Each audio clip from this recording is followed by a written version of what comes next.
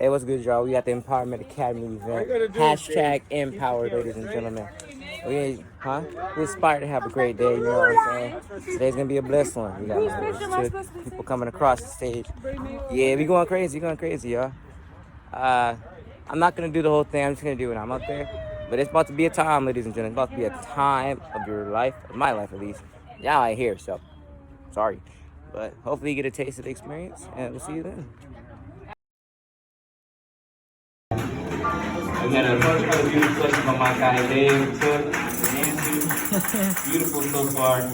How many of y'all know that in order for God to move, we have to be humble? Alright? I was asked to do a poem, so that's what I'm going to do. It starts like this. James chapter 4, verse 10 says, humble yourselves in the sight of the Lord, and he shall lift you up. Alright? So let's hold our cups. You see, one who is humble accepted filled by another, while one who is stubborn would rather fill himself. See, that's why we must humble ourselves. Because to be humble means to submit. It does not matter if you're in the top or the bottom of the list. The gist is to be humble. Well, how often is that missed? You see, we got pride, we got lies. But when it comes to he who sits on high, we got size. And I wonder why. Is it because some of us have a hard time realizing that we aren't the biggest, baddest person on the inside? Or is it that most of us would rather wander around blind and pick up a sign that says, I am not the greatest alone, but it's he that sits on the throne that sees fit to lift me up and to fill my cup. Yes, sir, amen. Some of us would say, nah, that's not us. That's not how we are. But then I ask you, from where did you rise? Because I know if you're still standing prideful with your head held high, that sign's not yours. See, this is why we must humble ourselves. Not be humbled all the time, but we have to humble ourselves. Because our God created us to serve. And due to this and our actions, we are bound to get what we deserve. And this is why there's not much room to swerve.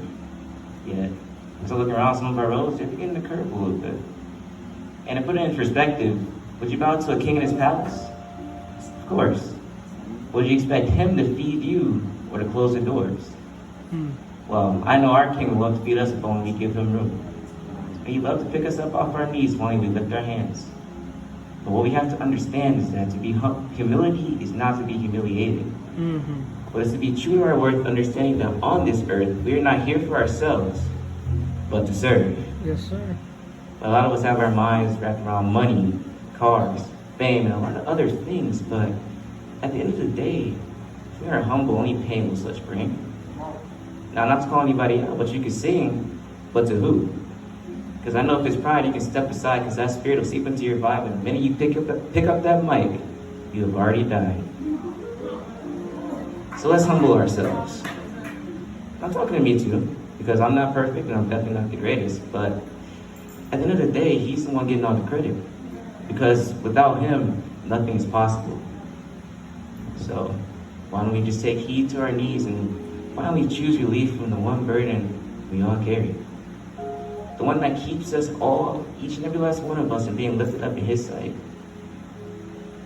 Our pride. The title of this poem, speech, whatever you want to call it, is Umble.